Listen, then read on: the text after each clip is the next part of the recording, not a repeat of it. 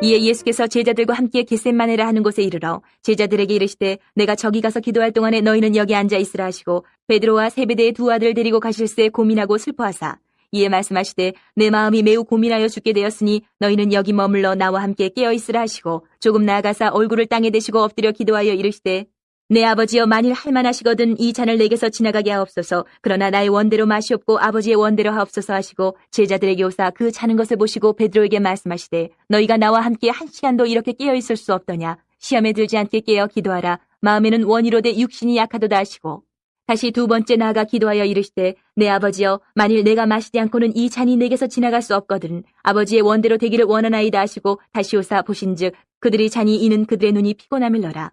또 그들을 두시고 나아가 세 번째 같은 말씀으로 기도하신 후 이에 제자들에게 오사 이르시되 이제는 자고 쉬라. 보라 때가 가까이 왔으니 인자가 죄인의 손에 팔리느니라. 일어나라 함께 가자. 보라 나를 파는 자가 가까이 왔느니라. 말씀하실 때에 12 중에 하나인 유다가 왔는데 대제사장들과 백성의 장로들에게서 파송된 큰 무리가 칼과 몽치를 가지고 그와 함께 하였더라. 예수를 파는 자가 그들에게 군호를 짜 이르되 내가 입맞추는 자가 그이니 그를 잡으라 한지라. 곧 예수께 나와 랍비여 안녕하시옵니까 하고 입을 맞추니 예수께서 이르시되 친구여 내가 무엇을 하려고 왔는지 행하라 하신데 이에 그들이 나와 예수께 손을 대어 잡는지라. 예수와 함께 있던 자 중에 하나가 손을 펴 칼을 빼어 대제사장의 종을 쳐 그 귀를 떨어뜨리니 이에 예수께서 이르시되 내 칼을 도로 칼집에 꽂으라. 칼을 가지는 자는 다 칼로 망하느니라. 너는 내가 내 아버지께 구하여 지금 12군단 더 되는 천사를 보내시게 할 수 없는 줄로 아느냐. 내가 만일 그렇게 하면 이런 일이 있으리라 한 성경이 어떻게 이루어지겠느냐 하시더라. 그때 예수께서 무리에게 말씀하시되 너희가 강도를 잡는 것 같이 칼과 몽치를 가지고 나를 잡으러 나왔느냐. 내가 날마다 성전에 앉아 가르쳤을 때 너희가 나를 잡지 아니하였도다. 그러나 이렇게 된 것은 다 선지자들의 글을 이루려 함이니라 하시더라. 이에 제자들이 다 예수를 버리고 도망하니라. 어제 저녁에 이전에 알던 한 형제에게 전화가 갑자기 왔어요. 그래서 너무 갑자기 전화가 오면 좀 약간 두렵잖아요, 사람이. 전화 통화를 하는데 내용은 참 가정적인 어려움을 이렇게 호소하는 통화였었어요. 아주 짧은 대화였고, 그리고 기도 부탁을 하고 이제 끄는 전화였습니다. 근데 그 내용이 그냥 그 정도 얘기하고 그냥 1분도 안 되는 대화를 하고 끝낼 내용이 아니었어요. 그리고 이제 바로 끊고 이제 기도를 하나님 앞에 드리는데 와, 너무 기도가 무겁더라고요. 기도가 무게가 있다라는 사실을 좀 느꼈습니다. 기도에도 무게가 있구나. 누군가가 우리는 이제 다 서로를 위해서 중보하고 또 중보할 수 있도록 또 제가 뭐 조금 도와드리는 거기는 하지만 이렇게 프린트아웃 해서 각 사람들이 또 중보할 수 있도록 또 연결도 하고 그렇습니다만 그 한 사람 한 사람을 위한 기도가 아마 여러분들 나름대로 제가 기도하는 것보다 더 힘있게 기도하겠구나 하는 생각도 했어요. 중보를 할 때. 왜냐면 그 고통을 누구보다 더 잘 알기 때문에. 그래서 아마 그 누구보다도 더 그렇게 기도하고 있구나. 그래서 오늘 저는 이 말씀을 통해서 이 기도의 무게에 대해서 같이 나누려고 합니다. 기도의 무게. 예수님께서 기도를 하신 것이 마태복음에 2번 나옵니다. 예수님이 기도를 2번 했다가 아니라 기도의 내용이 공개된 게 첫 번째는 우리가 잘 아는 이제 주기도문이고 그건 이제 주님이 제자들에게 가르쳐 주신 기도의 내용이죠. 또 한 가지는 제자들이 옆에서 조금 떨어져서 기도 소리를 들은 겁니다. 그런데 그게 너무 각인이 될 만한 기도인 거였죠. 제자들에게는. 그래서 예수님의 기도의 내용이 공개됐어요. 물론 요한복음엔 더 긴 기도의 내용도 있지만 요한복음 17장에 여기에는 아주 짧은 구절입니다만은 아주 강하게 제자들에게 남았었던 그 기도의 내용이고 이 예수님의 이 기도는 뭐 짧게 뭐 주님 이 잔을 내게서 옮겨 주옵소서 그렇게 기도하고 또 와가지고 얘기하고 그렇게 하신 게 아니겠죠. 그 내용이 핵심이었고 어떤 다른 정말 주님 하나님 아버지께 드리는 아주 깊은 기도의 내용이 있었을 것이고 그 기도는 얼마나 무거웠는지 주님이 땀방울이 핏방울이 되도록 변할 정도로 그렇게 무거운 기도였습니다.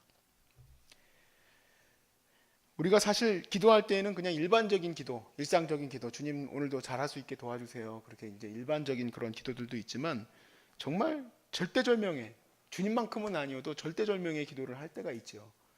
성경의 인물들 중에서도 많은 분들이 그렇게 기도를 했습니다.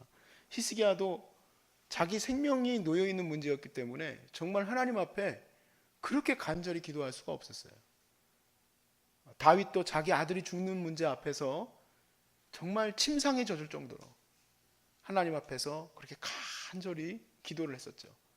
에스더의 경우에는 나라가 망하는 문제 앞에서 죽으면 죽으리라 하며 기도를 했고, 다니엘은 나라를 회복시키고자 약속하셨던 하나님의 그 약속을 붙들고 정말 하나님 앞에 간절히, 그래서 그 기도가 요즘에 유행합니다만 21일간의 그런 기도, 세일의 기도를 하나님 앞에 또 드리기도 했었습니다.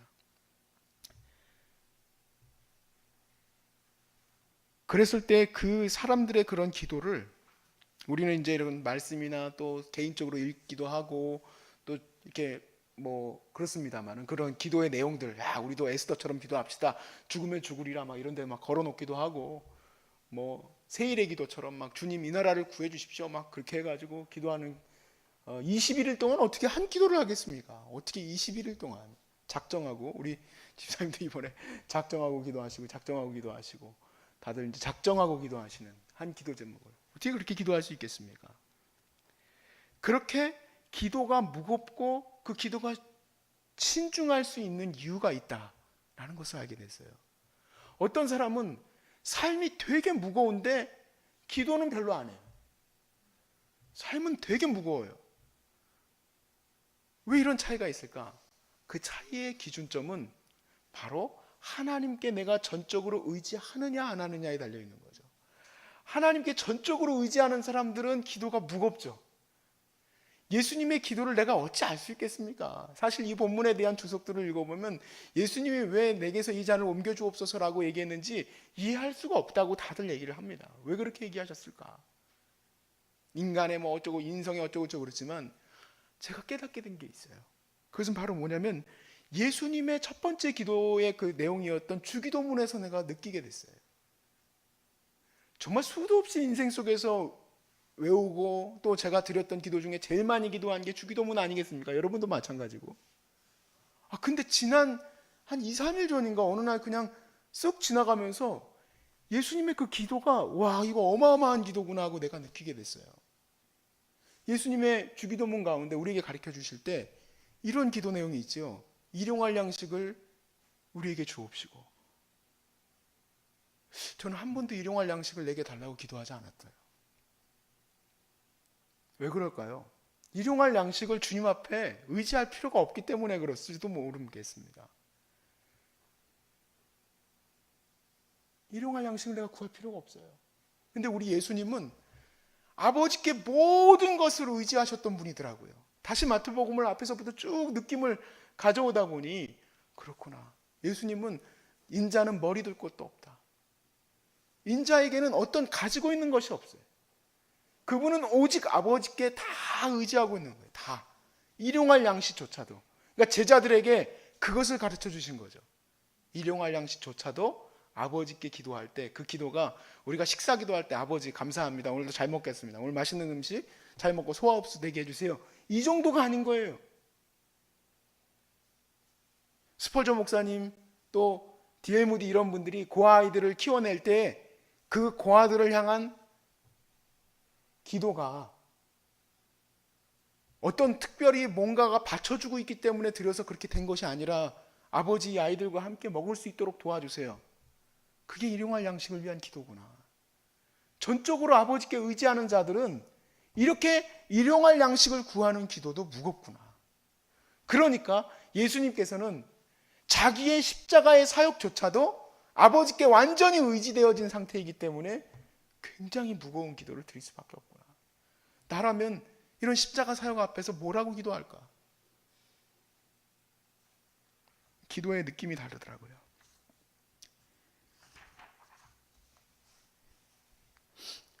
예수님께서 아버지께 전적으로 의지하셨기 때문에 제자들이 이제 문제를 들고 옵니다. 예수님, 이렇게 많은 사람들이 지금 밥을 못 먹었습니다. 어떻게 하면 좋을까요? 너희가 가진 거 가져와라. 그랬더니 가진 거 가져온 거가 결국에는 점심 도시락 갖고 온 거예요. 저는 그런 생각을 했어요. 물론 결과적으로 12광주리가 남는 놀라운 역사가 일어났지만 혹시 하나님께서 그 오병이어를 늘리지 않으시고 그냥 그거 가지고 나누라고 했다면 그 아이의 헌신이 필요한 거죠. 그리고 그 아이는 누군가 노약자나 아니면 어려운 사람들에게 한번 나눠주고 말 수 있는 간식이겠죠. 그렇지만 아버지께 그것조차도 감사하는 것이 전적으로 아버지께 의지하는 거구나. 아버지께 의지하면서 나간다는 것은 그냥 그 삶에 대하여 다 아버지께서 주신 것으로 받아들이면서 갈 수 있다는 얘기구나. 강제적으로 내가 막 그 간절해질 때가 있습니다. 강제적으로 어떻게 해야 될까 할 정도로 힘들 일들, 또 강제적으로 아픔이 왔을 때 하나님, 내가 이 질병에서 나를 건져주세요 라고 얘기할 수도 있습니다. 근데 이것이 일상이 될 수 있도록 우리가 훈련해야 되겠다. 일상 속에서 지금은 간절해질 수밖에 없는 상황이지만, 왜냐하면 전적으로 의지할 수밖에 없는 상황이거든요. 그래서 전적으로 의지할 수밖에 없는 상황에서 우리 그리스도인들이 해야 될 것은 전적으로 의지를 해야죠. 그만큼 기도가 무거워지겠죠. 근데 기도를 드리지 못하는 이유는 주님을 의지하지 않기 때문에 그래요. 하나님이 하실지 안 하실지, 하시려면 하시고 말려면 마시고, 십자가를 질지 말지 이러면은 이런 기도가 나올 수가 없겠죠. 우리가 이제는 주님께 호흡하는 것조차도 그렇게 의지해야 되겠구나. 우리 사랑하는 딸 승민자매 바라보면서 정말 자는 것조차도,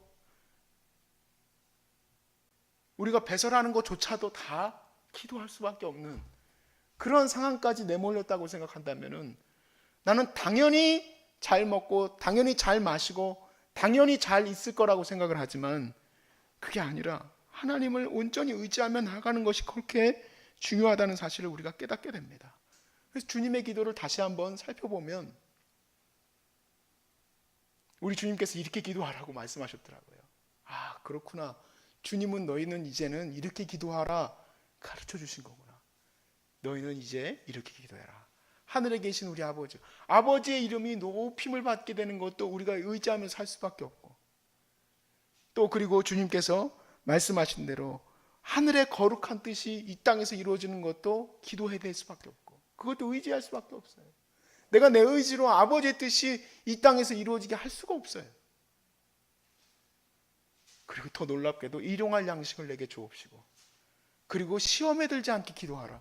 예수님이 우리 제자들에게 오늘 너희가 시험에 들지 않도록 깨어 기도하라고 말씀하셨는데, 제가 시험에 들지 않도록 기도를 그렇게 힘있게 기도하지 못해 봤더라고요. 당연히 시험에 안 드는 줄 알고 있는 거예요.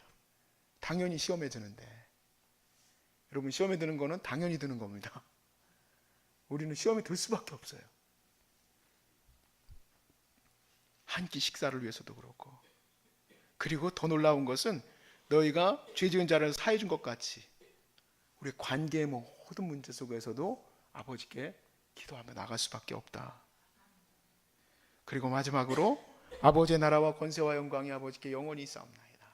하나님께 영광이 있음을 너희들이 그렇게 기도할 수 있기를 바란다. 아, 그렇군요. 주님께 의지하는 기도, 주님의 이 마지막 기도는 아닙니다. 그렇지만 제자들이 이렇게 그 음성을 듣고 기록했었던, 아버지여 주님께서 원하시면 이 잔을 내게서 옮겨 주옵소서 했었던 이 간절한 기도의 무게를 우리가 조금은 좀 이해할 수 있는 시간이 되시길 바라고, 여러분의 기도와 저의 기도가 이렇게 간절해질 수 있길 바랍니다. 간절함은 바로 주님을 전적으로 의지하는 데서부터 나온다. 말에서 나오는 게 아니다. 그냥 그 말에서 주님 도와주세요에서 나오는 게 아니라, 그냥 삶에서 하나님께 전적으로 의지할 때에 일용할 양식을 구한 것만큼이나 생명을 구하는 그 기도가 동일하게 간절하다. 그래서 주님 나라를 위해서 내가 이제 살아가는 이 모든 삶 속에서 그렇게 기도해야 되겠다. 내 만남도, 내 시간도, 내 하는 일 모든 것들도 이제는 내 생각 속에서, 내 머릿속에서 아침에 계획하고 이렇게 되는 것이 아니라 주님께서 하실 것을 믿고 기도해야 되는구나. 하나님, 오늘도 이런 일이 일어납니다. 오늘도 항암 맞으러 가야 합니다. 하나님, 이렇게 항암 맞지 못하는 일이 일어났습니다. 하나님, 이렇게 내가 간에 여러 가지 종양이 일어났습니다. 하나님께서 하실 줄로 믿고, 하나님께서 이루실 줄로 믿고 내 삶을 축복하고 또 내 삶을 향하여서 하나님께서 이루시는 것들을 위해서 나아갈 수 있기를 주의 이름으로 축복합니다.